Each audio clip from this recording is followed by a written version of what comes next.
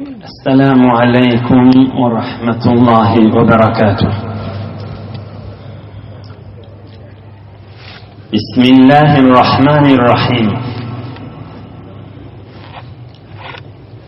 الحمد لله رب العالمين كما ينبغي لجلال وجهه وعظيم سلطانه.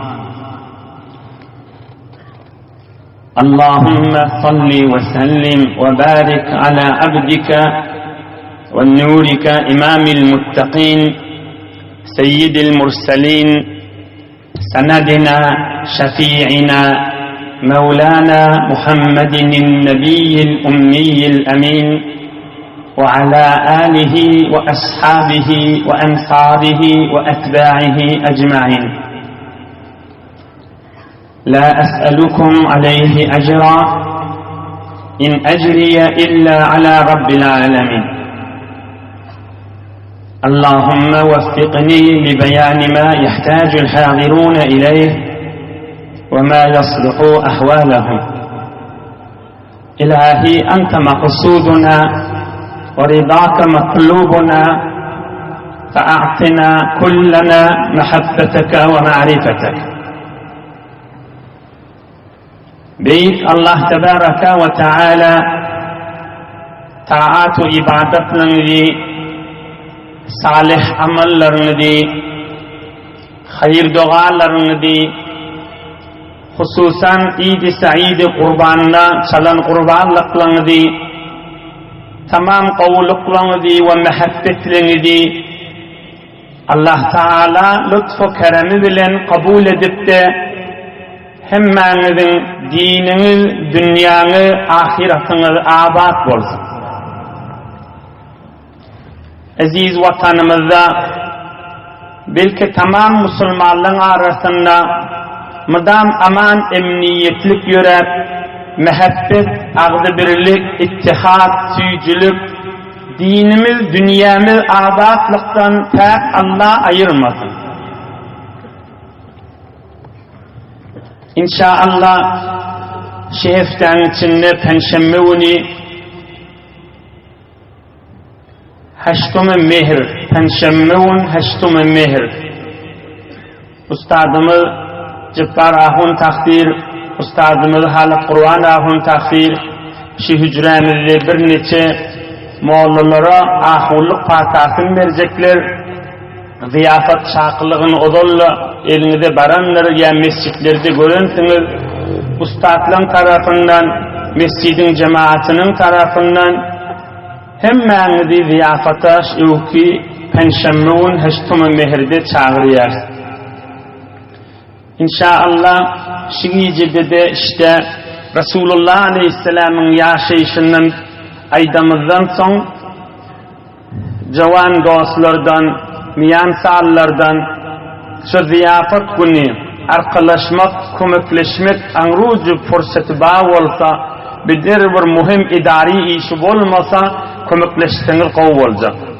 İnşallah işte nurli, bereketli Resulullah'ın zindigisini aydamızdan son şiiceki siret tamam olandan son eyvahu nişan beyleki yanındaki yoldaşları bilen eli defterli, hutkarli, hizmet edeceklerin adları yazılacaktır ve yerde durumallığını hizmet edeceklerin hizmetine yetirilip onları açıklap aydılar.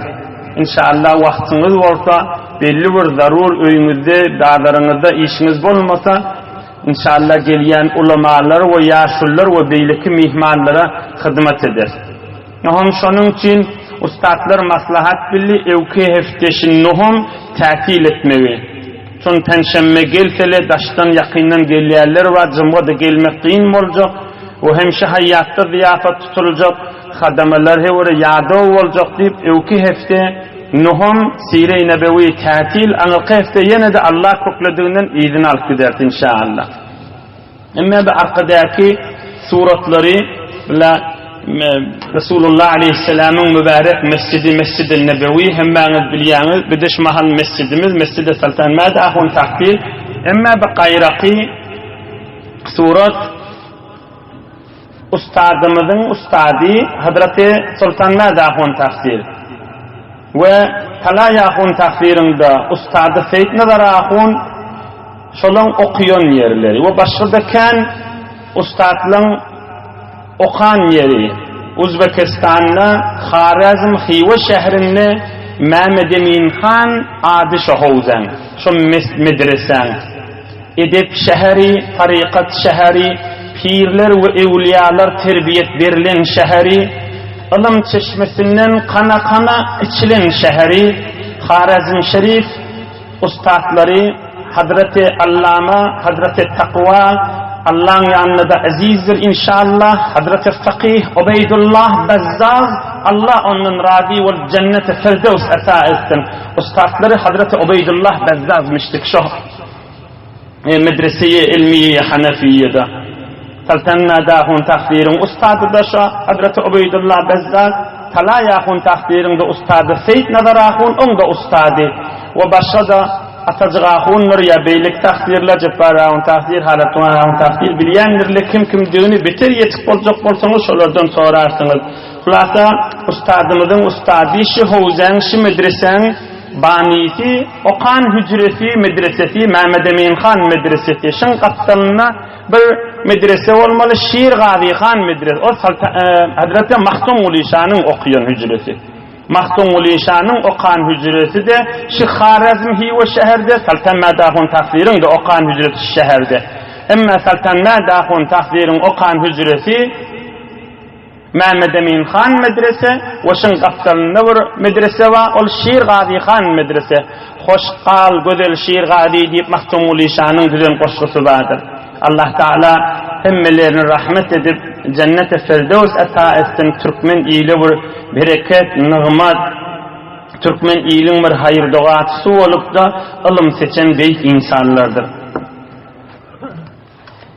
Geleyliğin Resulullah Aleyhisselam'ın mübarek yaşayışının mukaddemesine.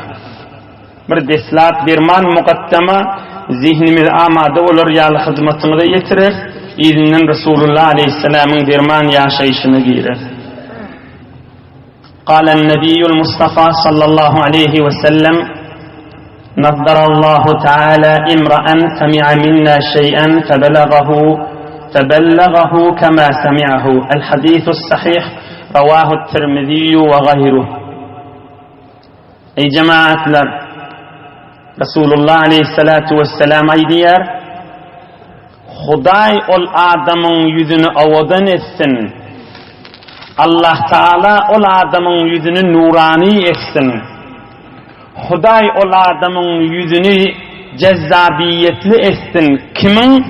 Bir adamı ki Muhammed Peygamber'in sözü bi. Muhammed Peygamber Aleyhisselam'dan bir gurrun bidip şonu qavc edip billep şonu başqaça aytsa Huday şol adamın yüzünü hoş etsin. Huday şol adamın yüzünü nurani etsin deyip Resulullah Aleyhisselam dua etipdir. Qaytaydeyin Resulullah'ın hayır duasını Resulullah Aleyhisselam hayır dua ediptir. Her kim menin bir mübarek hadis işitip de şonu başqaça yitiren adamın yüzünü Huday nurani etsin. Mübarek hadis aytyan adamların yüzü nuranidir. Mübarek hadisin, mübarek Resulullah'ın yaşayışının mübarek celesesinde oturan adam da yüzü nuranidir. Bir merekede, bir toyda, bir yasta, bir ayette, bir uyuşmelekte ey cemaat, öl haklınız, huşunuz, elhamdülillah, öl gözünüz ba, bir toyda, bir yasta görün, ken mereke vardır. Şu tefsire geliyen ve gelmeyen adamların yüzü gözünü gözlep görün, saylanıp durandır. Resulullah Aleyhisselam'ın eden hayır duası da. Velikin çözülmet ne danet zenur, akçı didarı, diveşçe ruhsarı hur. Hazreti Sa'di nâmi diye. Vahmin bitayin nâmi deyinliktir. Eğer adamla nur veren karanqılığın yaktının farkın bilinmese nâmi deyinliktir. Adam ferişte bilen şeytan görününün farkın bilmese nâmi deyinliktir. Velikin çözülmet ne danet zenur, karanqı nâmi, yaktı nâmi, sogab nâmi, günah nâmi, bir günahın bir karanqılığı var, sogabın bir nuru var da, men sadece misal aytıp vereyim Türkmen davamçıkları.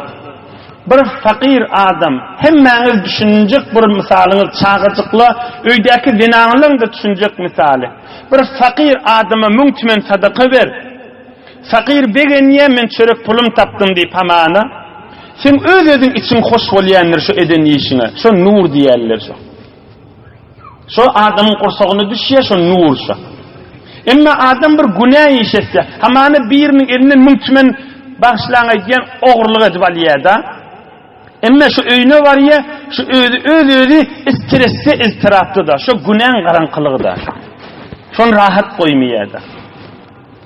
Velikin çözülmet nedanet zenur, çi didar diveşçi ruhsar hur. Ferişte näme, şeytan näme mun tanymasa men näme deýinipdir. Ey cemaatler, ey musulmanlar, ey türkmen oğullar. Bir adamları geçipdir, yürekleri saf, evliya adam diýerler de ol adamları, evliya adammışdyklar. Alef B yazıp bilmeýänmişdikler, bi savatmışdyklar. Emma evine bir kağıt koyulsa ki şonu Resulullah'ın sözü olsa, haşi Resulullah'ın sözü deyip bilyenmiştiklerdi. Ya bir mübarek kağıda Kur'an yazılsa, ha bir peygamberin sözü ve Allah'ın kelamı diyenmiştiklerdi. Bu bir Arapça kelime evine koyyenmiştikler ki Kur'an-ı Kerim'de de Resulullah'ın sözü de, bir Allah'ın kelamı de, bir Resulullah'ın sözü de, bir kefin nuru yok, bir hiç gaydı de deyip şonu saygılayanmıştiklerdi. Ola adamlar kursakları pek Allah'ın zikrinin eteğini nur näme, garanqylyk näme tanıyan adamlarmışdyklar. Ve her hal Resulullah aleyhissalatu vesselam nur merkezi olan Allah'ın yaradan, aziz edip şerif eden büyük insan muhteremdir. Geleyliğin bir gece Müslüman olacak batır sahabalan biri Hazreti Amr ibn Ma'di Kereb radıyallahu anh. قال عمرو بن معدي كرب حين انتهى إليه أمر رسول الله صلى الله عليه وسلم يا قيس إنك سيد قومك اليوم وقد ذكر لنا أن رجلا من قريش يقال له محمد صلى الله عليه وسلم قد خرج بالحجاز يقول إني نبي. عمرو بن معدي كرب بيقول batır bitir bir heykelli dayağı Urdun taraftan bir adammıştık. Yemen, Urdun taraftan. Aham bir dostu varmıştık. Dostu şu kavmin başımıştık. Amaneket Hudayâlı. Ne dost deyiptir? İştin mi deyiptir Hicaz'da?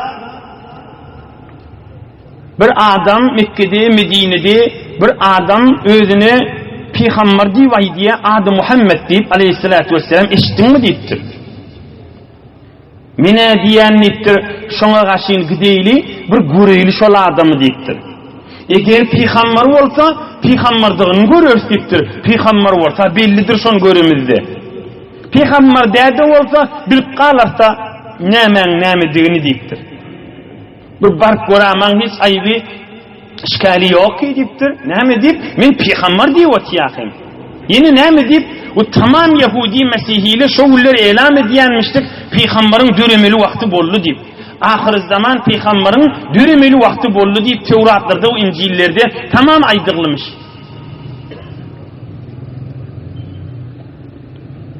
فَأَبَى عَلَيْهِ ذَٰلِكَ قَيْسْ وَسَفَّهَ رَأْيَهُ. Ahmet yankı yoldaşa itti. Kellen mamiten deyiptir. Neyem maşının şeyle kaşın gidip deyiptir. Ne mara bikar mı sen deyiptir. Ey cemaat, hem zamanın adamsı birdir ha.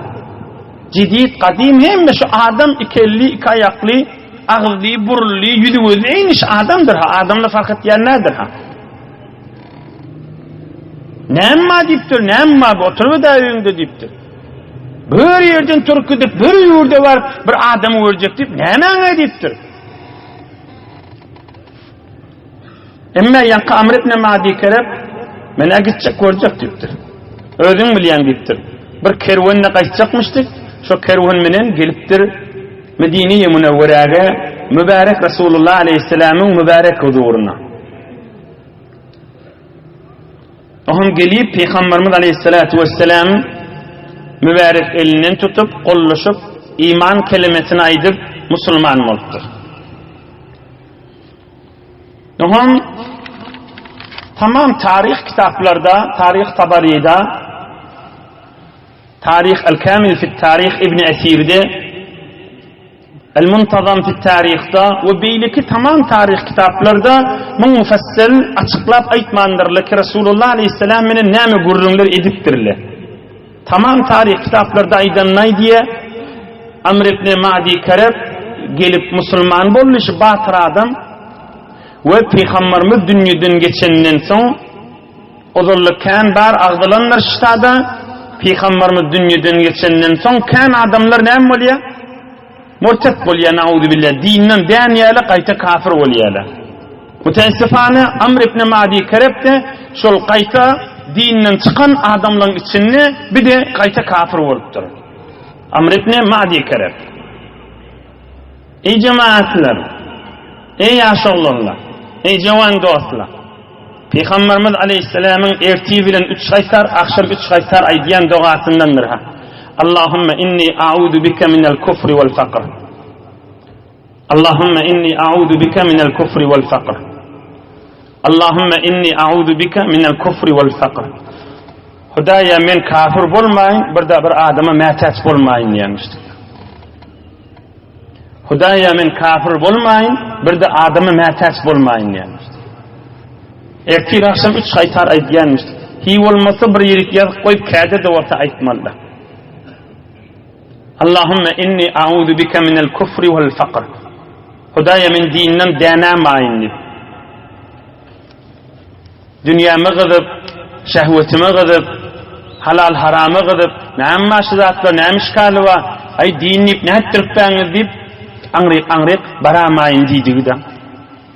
Dinden çykmak diýdigi hamana sadece umumluk misallar aýdyn. Allah'a dillegirmek, nauzu billah Resulullah'a sevmek, Resulullah'a yalançy bir arap diýmek, güne secde etmek, aya secde etmek, Kur'an-ı Kerim'e ihanet etmek, Kur'an-ı Kerim'in bir emesatçın emme bir emesini elliktir diýmek, ve şi dinin azamat gurrunlaryny inkar etmek, ine şola adamy dinden çykarýar. Mutaessifana yanqi Amr ibn Ma'di Karab dinden çykypdyr gaýta. Musulman bolup Peygamberimiz dünýeden geçende bir tohar adamla murtet bolýar, dinden çykýar. Amr ibn Ma'di Karab da dinden çykypdyr. İl ortasyna besarahat dinden çykypdyr da her hal. Ohan Hazreti Ebu Bekir Siddiq radıyallahu anh Peygamberimiz dünýeden geçende Ebu Bekir Siddiq hak halifatta Resulullah Aleyhisselam'ın binni meydanlara çykýar, meydanlara adamlar iýberýär. Şu ozul musulman adamlary var Peygamberin zamanında bir toporly her ýerlerde kafir bolýar. Şonu bilen gaýta jeňe girmeli bolýar da. Ohan şolar bilen jeňe girenni ýanky Amr ibn Ma'di Karab esir bolýar. O muni Hazreti Ebu Bekir Siddiq'a iýberýärler. Men gysgarak geçireýin, asl aýtjak gurrumyz ýewdi. Ve Hazreti Ebu Bekir Siddiq Amr ibn Ma'di Karab batır adam ki odal musulmanny kafir bolly, ona aýdypdyr. Utanmaýanmy diýipdir. Yüzüň suwy ýokmy diýipdir. Allah'dan haya etdi diýipdir. Ey Amr ibn Ma'di Karab, "Lew nasarta hada ad-din la rafa'aka Allahu azza ve celle." Sen bir batır adamsın diýipdir. Bilin kuşak, gaýta İslam'a girip, dine kuvat vermeli adamdırsın ha sen diýipdir. Puç dünýäk allanamy ha diýipdir. Ey Amr ibn Ma'di Karab, mert bol dine arka bol sen diýipdir. Amr ibn Ma'di Karab, men yine İslam'a öwriljek, men tawbamy kabul etdikdir. Tawbany Allah kabul etmeli.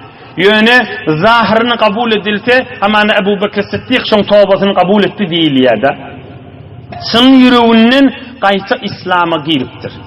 Musulman bolup Hazreti Ebu Bekir Siddiq muny jeň meýdanlara iýberýär we ta dünýeden geçýänçe belki şehit bolýança İslam'da kamil durýan batır sahaba Hazreti Amr ibn Ma'di Karab radıyallahu anh bolýar tarihda.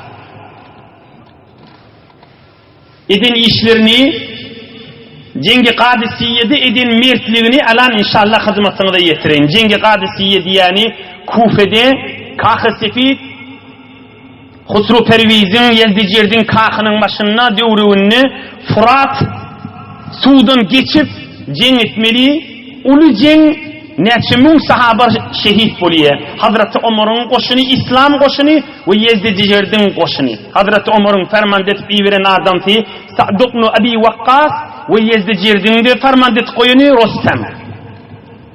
İnşallah on gurrunun elan hizmetini de yetirer. Emme min kıskıcı dersin al gideyin. İyi cavan oğlan. İyi yaş oğlan. Hazreti Amr ibn Ma'di kerep Muhammed Peygamber'in elinden tutup Müslüman olan adam aleyhissalatu vesselam. Emme Peygamber dünyadan geçenini günah işetiptir mi? Yok, kafir oluptur. En günahın başı. Yani Allah'a ve dine inkar ediptir. Yine de şol adam tövbe ediptir. Allah'ın yanına kabul oluptur mu, bolmandır mı? Yine tövbe ediptir, Müslüman oluptur da. Allah tövbesini kabul ediptir. Tamam tarihte şol tövbesi kabul oldu ve Müslüman oldu ve cinlerde zahmet çekti diye. Kan cevan oğlunun fikrini var. Min odal günah işettim, bir tövbe ettim ve inni men tövbe yine günah ettim. Tövbem değilli, inni men tövbeye yolum yok diye. Allah diye yol var diye. Kafir olup qayta Müslüman bolulun Huday tövbelerini kabul ediptir. Ine görünüptir on gurrun. Kafir olup odal Müslüman dinden çıkıp kafir olupturlar. Yine qayta Müslüman olupturlar. Huday şolun günahlarını geçiptir. Ay men günahkan ettim, ay men ömrüm boş geçirdim. Şolun hemmesini hiyal edamesin ak vicdanın aytiyamı kadip. Şol işte adamın içindeki şeytan ve vesvese-i şeytani da. Hudaylık tarafı yok da hiç. Allah diye men kafim açık ey bennem diye. Seni ödüm yarattım kafim de açık diye de. Yani Hazreti Sa'di bir altının suyuyla yazık koymalı bir iki beyt aydıptır. Ay bir derman aydıptır. Ay böyle beter kovay diyedi. Bunun kursağına Allah uyuyanmamalı. Hazreti Sa'di Şeyh Şahabuddin Sohrawardi'nin muridi olan Hazreti Sa'di Allah onu cennete Firdevs ata etsin. Ne diye? Şobari fotadi nigahdar pay ki yekbar diğer ne lezzet zecay. Hey oğlan deyiptir. Bir gedek ayağın sürçtü taydın değil mi deyiptir. İnniki de ayağın qayınmaz, qayta sürçmeyecek bol deyiptir. Çobari fotadi nigahdar pay ki yekbar diğer ne lezzet zecay. Bir yanlıştın, ulukon günah ettin değil mi? İnni tövbe ettin. İnni ayağın qayınmaz, men sürçamayın deyiptir. Yine de yıkılsan yıkılardın, yine kal neyme deyiptir. Yönü inni ayağın qayınmaz. Ay sürşanın mı neyme ödün ağırlama deyiptir. Gördük, heyvurun mana vururundur ha. Bunu açıklayılı, bir adam günah ediyor da, oha mahzelen ay diyorlar, ay toban kafsa açık ki günah edivermeli ki, yok. Günah etmeyecek bolup ayağın qayın basmalı, sürüşmeyecek bolmalı. Emme sürüşmeyecek bolup doğan, ah yeni birden ağırlanıp günah etyen da, yeni gir, yeni ayak sınıgal, yeni sürüşmeyecek bol. Yeni sürüş, birden yıkıllın, yeni ayak sınıgal, yeni sürüşmeyecek bol. Yani yolun menen yürek git Hudaya karşıyın. Çın Müslüman naşı. Eğer günah 70 kaytar sürüştedir. Ne mi deyip? Çonmun niyeti, pali, fikri sürüşecek gedin, ayağın qayınmasıya, vah yıkılya da. Çobari fotadi nigahdar pay ki yekbari diğer ne lerzat zecay. Yani ay sürüşten na diyama ne mi deyip? Zisadi şinokin sokan rast test, ah ne her bari uftade berkhast test. Yani ayağın qayınmasıdır, minne yadın asal, bir sürüşüp yıkılıp sonra kalıp bilmeyen şudur şunu ölüp gidama deyiptir. Minne deyin deyiptir. Zisadi şinokin sokan rast test, ne her bari uftade berkhast test. Her yıkılın qaliyen neldir ha, bir yıkılıp şudur şuna kalmaz ol yatama ha, onun aydeyin havasın cem olsun deyiptir. Biz ayağın basanda sürşamayın deyip basittir. Merdane oğlu ayağın masittir. Ey Türkmen cavan oğlan, mert bolla yaşa. Ay bir dünyada, bir dünyanın yaşayışında arasında gelme gıyki deyip, yok mert bol, makam bol. Şu mekan olup dokan bir yanlış günah etiyanda Allah diye kafim açık diye gir yeni yolu diyor. Ama ayağın kayınmaz tegel diyor diyor. Şimdi bu adamı ödden Fıkh Hanefi'de vurgurun ma men tekarrarat riddetuhu tuqbalu tevbetuhu diyor. Men tekarrarat riddetuhu ve tevbetuhu tuqbalu tevbe. Hatta bir adam Müslüman adam kafir olsa, bir Müslüman adam ne oluyor? Kafir oluyor. Onun yeniden Müslüman oluyor. Şun Müslümançılığını kabul etmeli mi etmeliler mi? Etmeli. Yeni kafir olup yeni Müslüman olsa ne mi? Yeni kabul etmeli. Ebu Hanife'nin hükmü. Men tekarrarat riddetuhu ve tevbetuhu tuqbalu tevbe. Ebu Hanife'nin hükmü. Bir adam, bir Müslüman kafir olsa, yeni de Müslüman olsa, yeni kafir olup yeni Müslüman olsa yeni kabul geliyor yolun açık değilmeli belki. Yeni Müslüman olup yeni kafir olsa üçürelci kaytar, yeni kafa açık toğlanıda kayımdır değilmeli. Ne oyun gibi yok. Sen kayımdır, yönü adam yanlışsa o cüda mesele. Bir kafirlik Müslümanı misal edip aytyan ki ahiret şeti da yoksa bir adamın zihnini bolsun ha. Bir adam 60 yaşlı Müslüman olsa 61. yaşta kafir olsa 60 yıl ibadeti hemmeti gurt bir gutşa hiç şey oluyor ha. O zatlı ödeyerlerine. Tamam ibadetler batıl oluyor. La in eşrekte la yahbatanna ameluka ve la tekunenne minel khasirin. Men yönü mesaili kullisine aydiyen. Toba yol bağda. Men aydiyen bir cavan oğlan allanmasın. Ay men günahımkan, ay men günah ettim. Her neyim olsun. Sen günahın ola konma, Allah'ın rahmeti ola kon. Allah'ın rahmeti ola konma. Mert bol makam gir Allah'ın nurunun eteğine. Kim yali? Hazreti Madib Amr ibn Ma'di kerep yar. Qayta Müslüman molttur. Ey cavan dost, inni gilmin tövbe edenini mertliğini görsene. Oğlum ikimiz bundan ders alayım. Ne mi dedik? Bu adam kafir oldu, inni qayta Müslüman oldu da, inni mun tövbesini görsene. Mun cendi gözün illim merşini oldu. Ceng meydanlarda o da Kadisiye cengini. Neçe mun sahabalın içinde, hemme sahabalın gözünün önünde görülüşünü oldu. في وقعة القادسية أرسله أمير المؤمنين عمر الفاروق رضي الله عنه. Cengi Kadisiye'de Fars bilen İslam cengi diye Yezdicirt bilen Hazreti Ömer'in koşunu, İslam'ın koşunu ve Yezdicirt'in koşunu, Sasani padişahın ahırkı devreti. Hazreti Ömer Medine'de yankı Amr ibn Ma'di kereppa yankı bir Müslüman kafir oldu, qayta Müslüman oldu. Ceng meydan yakillanna ilk cemaati ulukan görürün ha. Yankı adamı Medine'den iyi veriptir şu ceng meydana. Ceng meydanın Müslümanlığın farmanda tekinmiştik şonna Sa'd ibn Abi Waqqas'sa şona Hazreti Ömer namı yazıptır. Ey Sa'd ibn Abi Waqqas, sana 2000 adam kömek iyi verenlerin nittir. Neçe adam? 2000 adam, 2000 nefer. 2000 adam geliyor. Gel Sa'd ibn Abi Waqqas'a 2 nefer yelttir. Biri Amr ibn Ma'di kerep yankı, bir de Tulayha diyen adam. Yani şılan her gayti 1000 nefere deyeceğinde deydik de. Benden tövbesinin kabulluğundan çürüyüm teberrüken ne olsa qaytay deyin. Ey Sa'd, 2000 adamı verenlerin sen ceng kömek etmeye gidiptir. Hoşal olsun begentir 2000 adam kömek geliyor. Geltir 2 nefer yelttir. Teberrük okuyup verin Hazreti Ömer'in namusunu. İnni emdettuke bi 1000 raculin. 2000 adam sana adamı verenlerin nittir. Koşun verenlerin nittir. Versele Amr ibn Ma'di kerep Tulayha. Bize 2 neferimiz. Yani her gaysi 1000 neferi deviye dedik de. Yeni bir zat yazıptır, onu işte okuymalı olayan. Naman iyilinden yeni bir zat yazıptır. Onu inşallah teberrük namanı işte okuyor. يقول الأسلمي شهدت القادسية فرأينا يوما اشتد فيه القتال بيننا وبين الفرس رجلا يفعل بالعدو يومئذ الأفاعل قلت من هذا جزاه الله خيرا قيل هذا عمرو بن معدي كرب Cengi Kadisiye'de 7.000-8.000 sahabe şehit boluyor.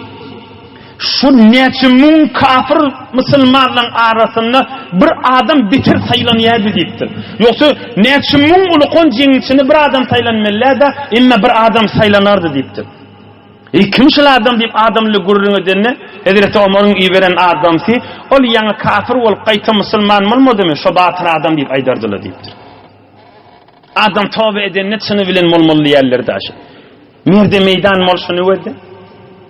Kim şul adam dillerini ol bir kafir ol Müslüman olmadı mı qayta? Amr ibn Ma'di karakta diyerle deyiptir da. Cemaatler Ceng meydan başlamakka nämedipdir? Amr ibn Ma'di kerep. Kafir ol Müslüman bolan adam ha. İyi jawan oğlan. İyi Türkmen yaşa oğlan. Tarihte näme diye? An İbn Abi Hazim. Kana Amr yemurru aleyna yevm el-Qadisiyye yemşi beyne s-saffeyn. İnni ceng meydan başlamalı oldu da kafir bir gaptal Müslüman bir gaptal. Amr ibn Ma'di kerep yan kafir ol Müslüman bolan. Yıkıcıydı aradan piyade yürüyüp tamam Müslümanların arasında kadam vurdu diye. Ey Müslümanlar kunu üstten her gaysinin bir şiir yalı olun deyiptir. Son men şu Fars milleti şu Yezdicilerden koşunu tanıyan deyiptir. Fakat elindeki neyze öktüdürler. Neyzeleri elinden kaçsa rahat tutulduramanlar deyiptir. Mert bolun batır olun deyiptir.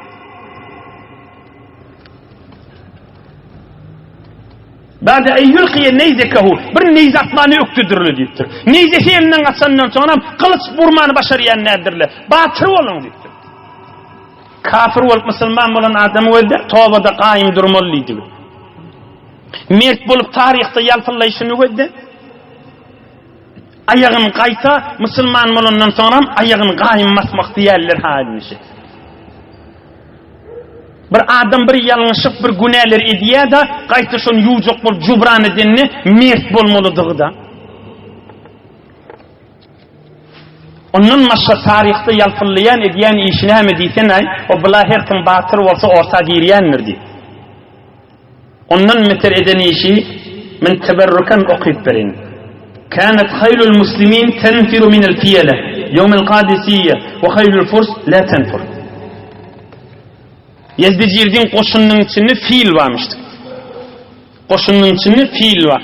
O hem bir bilen Yezdicilerin atları, Rostem'in atları fiilden kaçmayanmıştıklar. Neydi? O da fiilin içinde gelip veren atları da. Emme Müslümanlığın atları bir kafirlığın fiillerin görenini ürküp iyidine kaçmayanmıştıklar. Bir olukon inni afet olacak da. Qaytay deyin, Müslümanlığın minik duran atları var, kafirlığın fiillerin görenini ürküp iyide qaytayan olmalı. Fiil, pil olukon da hatta. Arapların atları pil görmeyensen, Yezdicilerden koşunun içinde pil, fiil olursan, iyide qaytacak bolayan olmalı. Yine olukon bir kaygı oluptur Müslümanlara, ceng meydanına başlayacak boluyor. He atla kümşek iyide kuracak bolayan olmalı. Hazreti Amr ibn Ma'di kerep nämetipdir. Bir kinefere aydıptır, men atımın öwünden atımın gözünü tuttan gidin deyiptir. Atımın öwünü görmesin fiiller deyiptir. Atımın gözünün öwünü tuttan 3-4 nefer bolup gidin, men öwrek gidin, atılsanız atılın deyiptir. Şu öwrek bar birden dofulup kafirliğin koşunun fillerinin birinin bile bilen kılıcı bilen vurup hurtumunu yere kaçırıptır. Burnunu yere kaçırttır fiilin. O fiil ürküp iyidine kaçıp ses ediptir ve tamam kafirin koşunak fiilin hemmesi ürküp iyidine gidiptir. Ceng meydanı başlattır. Hazreti Amr ibn Ma'di kerebin eden mertliğinden de. Bir ulukon soru geliye bu adama necir beyli meydan veriliptir. Ortalarda bir meydanları ediye. O meydanın cevabını Hazreti Ömer'in namasından tevil al. Yani aytmadım mı naman kalın işte okuyor inip. Yine nama açıklattır ya. Hazreti Ömer yan namada ne mi yazdı? 2000 adam iyi verenlerin sana deydi. 2000 adam demiş o. Yok 2 nefer. O hem ne mi deyiptir? Ey Sa'd deyiptir. İnne fi cundik Amr ibn Ma'di karab ve Tulayha. فأحذرهما وشاورهما في الحرب ولا تعطي ما من الأمر شيئا فإن كل صانع أعلم بصنعته كذا في فتوح البلدان وغيره. İkimin adam iyi verenlerin nittir. İnne o iki nefer de şu ikisini yanına çağırarsın deyiptir. Farmandiye İslam'a ha. Şu iki neferi yanına çağırarsın deyiptir. Necire ceng meydana girilip şolara genleşersin deyiptir. Şu ikisi ceng meydana batır adamdır deyiptir. O naman ahirine yazıptır. Ey Sa'd ibn Abi Waqqas, fakat ceng meydanını genleşersin deyiptir. Başka hiç tarafta genleşmersin deyiptir. Ceng meydan tamam olandan sonra ahdi tervarlığın içine salarsın, ne mal bölmedi, ne halal haram torumudu, hiç tarafta genleşmersin deyiptir. Şu ikisi fakat cenge yoktudur deyiptir. وَلَا تُوَلِّهِمَا شَيْءًا مِنَ الْأَمْرِ Başka hiç tat buyurma olur deyiptir. Yankı iki neferi genleş, her radi öz adamsına genleşmeli deydiği de, ceng meydanını da ceng adamsına genleş. Şu ikisi cenge yoktudur deyiptir. Manalar var ha. Yani Hazreti Ömer namasını hem onun batırlığına aydıptır ve hem tarihte insanlara haklaydıptır. Her radi öz adamsına genleşmeli. Her radi öz adamsını meşveret etmeli. Fakat ceng meydanında şu ikisine genleşersin deyiptir. Yankı batır, o hem onları da genleşiptir, o ikisinden bize yol ver deyiptir da, yol verenini de eden batırçıkları da, batırlıkları. Kafirlığın fillerinin hurtumunu kesip, onu da ürküp iyidine kaçıp, hem mi pille iyidine kaçıp, atları rahatçık Müslümanlığın atları eve kaçayım deyiptir. Yine Hazreti Ömer'in namı yazan zadi, o aydıptır ki fakat ceng meydanına genleşin deyiptir. Yine insan, tövbe edenden sonra yol kendiliğinin görürünü. Batır olup eden işlerini yup başarıyelliğinin görürünü. Adam ayağını kayım basıp da İslam'a hizmet etip başarıyelliği. Bir yıkılıp kayta turup bilse, canı ba, ey hacı dede, ey cavan oğlum, bir turdu kayta canı ba, hatta yatan yerinde de olsa, dinin fikrini ve kanını bolsun. Men şu dünyadan geçmeyken, şu Müslümançılıktan çürüyüm ne etip başarıyan. Kara yere girmeyken, ve Allah'a cevap bulmakam, hazır vakt ve hazır mazay baka, fırsat baka, men ne etip başarıyan dinim için, Müslümançılık için. Ne elimden geliyor? Dilimden, pulumdan, kolumdan, okumdan, verimliğimden, şu Müslümançılığı evvel gitmeye ne başarıyan? Zaykan müstüka. Müslüman adam kafir olup kayta Müslüman olanı bir işleri bitirdi. Ve inşallah Allah'ın yanında makbulur. Allah cenneti firdevs ata etsin. Hazreti Amr ibn Madi kerebe. Tamam tarihte Müslümanların arasında mehbub boluptur yenidi. Ve şu cenglerde nehadan fetih olanda ya cengi karşıyan ahirinde bir gözün ellim verip ya susulluktan bir rivayeti var yoksa da şu ceng meydanına kendi namına yara düşüp şel olup şehit olan sahabe oluptur. Hazreti Amr ibn Madi Kereb radıyallahu anh. Yankı sahaba. Şu cenglerde de bir neçe rivayetlerde de Tehran'ın devrini Rudeynli şu tağlarda caylanıptır. Hazreti Amr ibn Madi Kereb. Bir kafir olup kaytı Müslüman olan adam inmiş. Mert bulup zahmet çeken adam şey. Ey cavan oğlan, ey Türkmen, sana bana ders olman, kime ders olmalı şu vururun? Ya tarih olmalı, geçmeli vururunmuş. Elbette ders olmalı, böyle o da Resulullah'ın çeşmesinden dağdan adam ha. Böyle mert olan adamlar ha. Yani kıysaca bir kuştağıyla yankı ders saydeyin, ey cemaat. Hazreti Ömer ne deydi? Şunu fakat ceng meydanına genleştiydi. Elbette men bu vurun başka bir fırsette Allah koklası açıklap hizmetini de yetireyin. Yani bir 3 dakika deyin, her zadi öz adamsına genleşmelidir. Bir idaranın içinde, hamana sadece bir debestanın içinde, bir işleri var, daşarda bir doktöre, daşarda bir fiziske genleşten gelişer mi? O müdire genleşmeli, muallime genleşmeli, debire genleşmeli ki, her zadi öz ehline genleşmeliler. Bir adam marid olsa tezeşke doktoru genleşiliye. Her zadın öz ehline genleşmeliler. Ama müteessifane kan giller ayarlığın çıklamı, kıydı olurlar giller, zindigilerine naahle geniştiler. Hamana boydasını genişti. Hamana hem danışkayisi ya hem otağitine genişti. Ey doğuncum, görünüp durun hakkından deyip ona genişmeli zindigini. Megere şu varada bir şey adam mı ol? Ve özünü mengeş adam tecrübesi yok. Birce tecrübesi var hamana zindigisinde ol adam. Ya şikast iyiptir ya imandır. Belki fakircik aytya yo men boyduşum bana hakıl aytacak, bana hıyanet edecek adam değil ya. Doğrudur, hakıl aytacaktır, sana hıyanet edecek değildir. Ama on haklı satana ağayım şu zindigin maharatına. Sen zindigini bir tecrübe görün, kufu geçirin, bir iyiliğin derdini çekin, kelleti giyinrekten aylanyan, camian kanun iyiyen, bir din diyanattan emin sen sırrın saklayacak, sen 15 yıl, 20 yıl ayan deyene, gözü çatyan adamı genişmeli bolar ahim. Aya görünüp durun hakıl değilmiş ey cemaatler. Ey ilim zamanında yaşayan, ey danışka zamanında yaşayan, ey tahsilat zamanında yaşayan, ey Türkmen ne oldu? Görünüp durun zat demiş. Ne mi deyip adam öz zindigisine hem o tağitine genişmeli. Derili ne mi? Bir adam iki şu arada düyüp ham. Hiç de çiğ, zattan haberi yok. Ay mena senin yerine olsam veleş ederdim diye, o da şon menin zindigisini veleş et diye. Bir ay sonra elin yüzünü tutup ağlıyor, hani o hem danışkayı gelsin na mı, gözünün yaşını çevirsin na, gözünün yaşını çevirsin. Veleş öz zindigisine yetişemek diye. Zindigi de öz adamsına genişmelidir. Din, Huday, Peygamber haber adam olsun, tecrübesi ken olsun, o sen ayından görüyen adam olsun. Cemaat bir kavim mamıştık da bir zaman, men uzağa çektirmedim inşallah. Bir kavim mamıştık da, hevri abreyli, mıdam işleri mehabbetli, ağdıbirli, işleri oğulayan. On başka bir tayfan adamsı, bilirden sorattır, siz ne mi deyiptir şey, mahalleniz, hevri muaddep deyiptir. Onunla ola adam aydiptir, fina raculun hazim.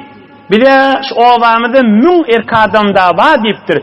Yönü içimizde birce nefer var, hevr hakıllı deyiptir. Daştan görüyor deyiptir. Bizim de ovamızın bir bernaması var. Her kim etçeği iş olsa şunu genişiyor deyiptir. Oğum hemmemiz hakıllı hesap bile deyiptir. Fina raculun hazim. Birce nefer bizim içimizde hevr hakıllı kan deyiptir. Hevr daştan görüyor deyiptir. Hemmemizin de berni yoksa mun nefer bildiktir. Ama birimin hevr hakıllı deyiptir. Hevr daştan görüyor deyiptir. Her gaysimizin işimiz olsa da şuna genişiyet deyiptir. Hemmemiz hakıllı hesapta deyiptir. Yo özüm bilyen, yo özüm menne, yo özüm bilyerlikte. Sen bar bilyenmiştin. Yine bir hakıllığa geniştin, iki hakıllı işi. Akıl akıllan savaş demeyen Türkmen. İki hakıl oluyor. Cem oluyor, kandidat oluyor rahim. Ve herhal men üstünde durmayın. Hulasa na ahli genişmelle. Ey cemaat, şu cengde var, cengi kadisiyede.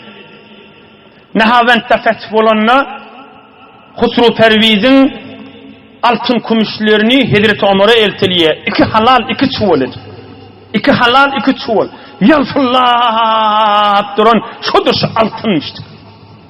Hazreti Ömer görüyor Medine var yerde, iki çuval şudur şu tela altın. Buna ne mi diye? Onu ilten adam aydiye şeyle ol. On inşallah Allah kutlası başı fırsattaydır. Yönüş tarzını açacak. Buna ne mi diye? Onu Husru Perviz'in altın tela diye. Ne mi diye tağavur? Udu'u li Aliyenil Murtada ve ibn Mes'ud ve Abdurrahman ibn Avf. Bu arada genişmeli adamlara genişmeli. Ilim şehrinin kastı olan Ali Murtada gelliğin batımcak diye. Peygamberin kovşunu götürüp gelen Abdullah ibn Mes'ud'e gelliğin diye. Bir de kan mal eline geçen Abdurrahman ibn Avf'a gelin diye. Her radyoda adam seni genişmeli yerlerde. Özlerinin meyit bolşunu verin genişmedi. Özüm bilerle demeyenmiştik. Dikkat edin. Ha bunları gariplere paylar değil belli hatta. O sonra şey diliyedem ha. Sattan gariplere paylan değil ya. Emme tronun görünmüyor ne mi diye, bula ne mi diye Hazreti Ömer. Şöyle men iki çuval altın gelindi. Yalfullah duranmıştık. Onu bula Husru Perviz'in altınları diyeler. Udu'u li Aliyenil Murtada ve ibn Mes'ud ve Abdurrahman ibn Avf. Gör aytyan adamlarını bir Hazreti Ali'ye gelin diye. Ne mi deyip? Alım şehrinin kastı ona almıken. Bir de Abdurrahman ibn Avf'a gelindi. O da katı pullu sahabamış. Elini kan mal oynan adam. O da gelip o nazar verer malları görüp ödünü yitirmedi diye. Hazreti Ali'nin de alımkan. Bir de Abdullah ibn Mas'ud. Peygamberin iki koşunu, peygamberin asasını götüren sahaba. O dünya ağlanmayacak o alımkan sahaba. Şu üstüne geldiğin maslahatlaşacak diye. Gör, bir daha da öz adamsını genişmelikti bulun mertliğini. Cemaat fakat uğurlayıp şu gurrunlar aydı vermeli. Nakat bulun gurrunları dirman, nakat bulun gurrunları hakıl, nakat insan saz bulun gurrunları. Nakat adam beceriye, nakat adama hakıl veriye, nakat adama ödünü ne mukadimeden çıkarıya. İlmunun derdi ki bir gelin oti fakat ödünü ne mukadiye. Erkekten ufak o da önüne nem mukadiye. Nezre zindigi öğütmeli. Erheley birinin beraberine önüne nem mukadiyemeli. Bir genişmeli adına genişamalı. Zindigiyin hal etmeyen bernamasın ne bolmalı. Kulasa Hazreti Ömer da radıyallahu anh yankılar görünne der o genişmeli adamsına genişiye. Allah'ın şehrinin kastı. Hazreti Ali'ye genişiye. Mal kan gören adam Abdurrahman ibn Avf'a genişiye. Peygamberin koşunu götüren adam Hazreti Abdullah ibn Mas'ud'a genişiye. Yine yankı olukon bilin gururunun neyme gururundu? Hazreti Amr ibn Ma'di Karab. Müslüman, Resulullah'ın elinden Müslüman. Peygamber dünyeden geçenine kafir oluyor. Hazreti Ebu Bekir'in eline esir olup düşüp yine Müslüman oluyor. Ama dige ahir şehit olup dünyeden geçiyor. Edip bilen, ihtiram bilen, ulu mehleke olup oturupsınız. Allah Teala dünya ve ahiretiniz abad etsin. Allah Teala hemen dünya ahir izzetten ayırmasın inşallah. Hem işleriniz olmasın inşallah. Hiç yerde horlanmadınız. Hiç yerde aldıra titrek kalmadınız inşallah. Aziz vatanımız madam aman emniyetlik, mehabbetlik, ittihat yörep dursun inşallah. Yankı ziyafetimin kayıtıda eylem edeyim giyeceğirak gelirler de var. İnşallah şehefte penşemmevun. Haştum-i mehir Ustadımız Cebbarahun takdir ve ustadımız Halat Kur'anahun takdir bir neçe moğullarına ahullık pata kaldıracaklar. Kan takdirlerden hayır doğa alıp ahullık mübarek selli giydirecekler. Hemen de çağırıyat şu ustadlığın tarafından ohum hizmet edecekler de inşallah oturan yerimizde işte hizmet edecekler oturur. Eyvahun nişan bir neçe nefer olup hizmet edeceklerin adlarını yazıp ve yerde durumluluğunu intizamatta durum olmayı, çay soğuk maşininde durum olmayı, nahar hizmet etmekte durum olmayı, her bernamalarda bolsa, anrucu vaktiniz bolsa, penşemme, haştum meher, inşallah vaktiniz koyup gelin, ulukan bir nurani meclis olur, ulamaları didar bulur, mehabbet bulur, ittihat bir mübarek celese bulur inşallah. Ohum nuhumi mehr cımgası da hadameler yada olacak, gelkit yerlere kıyın olacak, evki hefte Sire-i Nebevin tatil eder, anırkı hefte yine izni alıp gider inşallah. Hatmi Kur'an-ı Kerimler bir alhamdülillah kulu vallah okuyalım ve mütellin ruhunu bahşedet okuyalım.